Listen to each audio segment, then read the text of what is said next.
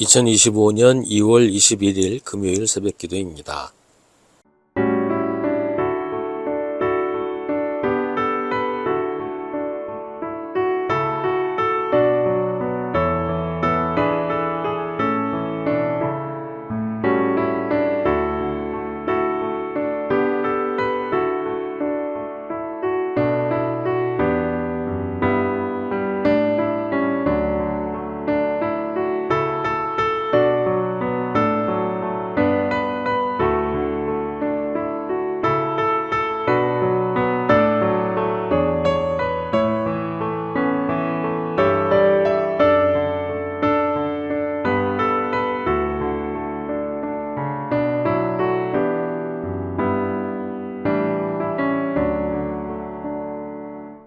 느헤미야 9장 9절부터 21절입니다.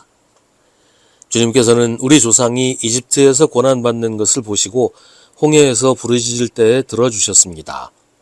이집트 사람들이 우리 조상을 업신여기는 것을 아시고 이적과 기사를 베푸셔서 바로와 그의 모든 신하와 그 나라 온 백성을 치셨으며 그때에 떨치신 명성이 오늘까지 이릅니다. 조상 앞에서 바다를 가르시고 그들이 바다 한가운데를 마른 땅처럼 지나가게 하셨지만 뒤쫓는 자들은 깊은 바다에 돌이 잠기듯이 거센 물결에 잠기게 하셨습니다. 낮에는 구름 기둥으로 그들을 이끌어 주시고 밤에는 불기둥으로 그들이 가는 길을 밝히 비추어 주셨습니다. 몸소 시내산에 내려오시며 하늘에서 그들에게 말씀하셔서 바른 규례와 참된 율법, 좋은 율례와 계명을 주셨습니다. 주님의 거룩한 안식일을 알려주시고 주님의 종 모세를 시키셔서 계명과 규정과 율법을 가르쳐 주셨습니다. 굶주릴까봐 하늘에서 먹거리를 내려주시고 목마를까봐 바위에서 물이 솟아나게 하셨습니다. 주님께서 손을 들어 맹세하여 주시겠다고 한 그 땅에 들어가서 그곳을 차지하라고 말씀하셨습니다. 그러나 우리 조상은 거만하여 목이 뻣뻣하고 고집이 세워서 주님의 명령을 지키지 않았습니다. 주님께 복종하기를 거부하고 주님께서 보여주신 그 놀라운 일들을 곧 잊었습니다. 뻣뻣한 목에 고집만 세워서 종살이하던 이집트로 되돌아가려고 반역자들은 우두머리를 세우기까지 하였습니다. 그러나 주님은 용서하시는 하나님, 은혜로우시며 너그러우시며 좀처럼 노여워하지 않으시며 사랑이 많으셔서 그들을 버리지 않으셨습니다. 더욱이 우리 조상은 금부치를 녹여서 송아지상을 만들고는 우리를 이집트에서 이끌어내신 우리의 하나님이다 하고 외치고 주님을 크게 모독하였습니다. 그런데도 주님께서는 언제나 그들을 불쌍히 보셔서 차마 그들을 광야에다가 내다 버리지 못하셨습니다. 낮에는 줄곧 구름 기둥으로 그들을 이끌어 주시고 밤에는 불기둥으로 그들이 가는 길을 밝히 비추어 주셨습니다. 선한 영을 주셔서 그들을 슬기롭게 하셨습니다. 그들의 입에 만나가 끊이지 않게 하시며 목말라 할 때에 물을 주셨습니다. 광야에서 40년 동안이나 돌보셔서 그들이 아쉬운 것 없게 하셨습니다. 옷이 헤어지지도 않았고 발이 부르트지도 않았습니다. 아멘. 오늘 말씀도 어제에 이어서 하나님을 찬양하는 노래입니다. 오늘의 찬양은 출애굽 이야기를 내용으로 하고 있어요. 출애굽을 통해서 보여주신 하나님의 은혜를 찬양하는 그런 노래입니다.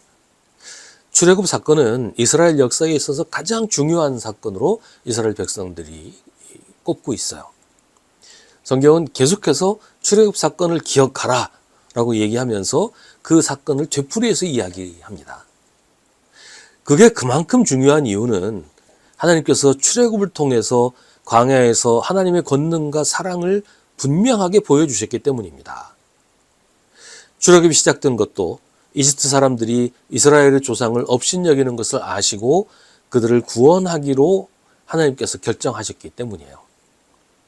홍해가 갈라지고 이스라엘 백성들이 맨 땅을 밟고 건넌 것은 아무리 오랜 세월이 흘러도 결코 잊을 수 없는 하나님의 놀라우신 권능이었습니다. 광야에서도 그렇습니다. 낮에는 구름 기둥으로 밤에는 불 기둥으로 이끌어주시는 이런 하나님의 인도를 경험한 백성들이 어떻게 그 일을 잊어버릴 수 있겠어요? 하나님은 물도 먹을 것도 없는 광야에서 만나를 주시고 바위에서 물이 솟아나게 하셔서 이스라엘 백성들을 보살펴 주셨습니다. 하나님은 이스라엘 백성들을 광야에서 40년 동안 돌보셔서 그들이 아쉬운 것이 없게 해주셨습니다. 옷이 헤어지지도 않았고 발이 부르트지도 않았습니다. 이건 이스라엘 백성들이 기억하는 광야 생활의 결론입니다. 성경은 여러 차례 같은 고백을 하고 있습니다. 느헤미야는 이런 일들을 기억하면서 하나님을 찬양합니다. 동시에 그 과정에서 이스라엘 백성들이 했던 범죄 역시 고백하고 있습니다. 조상들이 거만하여 목이 뻣뻣하고 고집이 세워서 주님의 명령을 지키지 않았습니다. 하나님의 은혜는 너무 쉽게 잊어버리고 다시 이집트로 돌아가서 종으로 살겠다고 하기까지 했습니다. 심지어는 금부치를 녹여서 송아지상을 만들고 자기들이 만든 그 송아지가 자기들을 이집트에서 해방시켰다고 하면서 거기 절하고 그걸 찬양하면서 하나님을 모독했습니다. 그들은 왜 그랬을까요? 그 놀라운 경험을 하고 있으면서 왜 그런 어이없는 행동을 했을까요? 사람들은 참 쉽게 안 좋은 일에 대해서는 누군가에게 탓을 하고 좋은 일은 당연하다고 생각합니다. 하나님의 놀라운 은혜는 당연한 것이고 그들이 고생하는 건 하나님 탓을 한단 말이죠. 하지만 세상에 당연한 건 없습니다.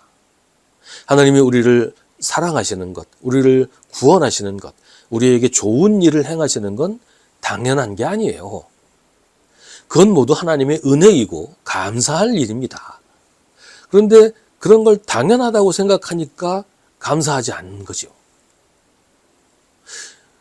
그러면 안 좋은 일이 있어도 하나님 탓을 하지 말아야 되잖아요. 그것도 당연한 거 아니에요? 좋은 일이 당연하면 나쁜 일도 당연하다고 생각해야죠. 근데 또 그건 그러지 않아요. 나쁜 일은 당연히 하나님이 막아주시고 해결해 주셔야 되는데 그렇게 하지 않는다고 하나님은 탓을 하고 원망을 한단 말이에요. 세상에 당연한 건 없습니다. 하나님이 우리에게 하시는 일들은 당연한 게 아니에요. 하나님의 은혜는 우리가 받을 자격이 있어서 받는 게 아니란 말이에요. 회사에 취직해서 일을 하면 월급 받는 게 당연하지요. 하지만 하나님의 은혜는 우리가 뭘 잘해서 우리가 잘나서 주시는 게 아니라고요.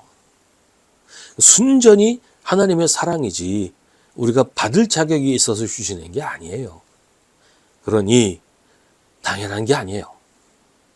당연하지 않은 것을 당연하다고 받는 것, 그래서 감사도 하지 않고 받은 줄조차 모르는 건 악한 일입니다.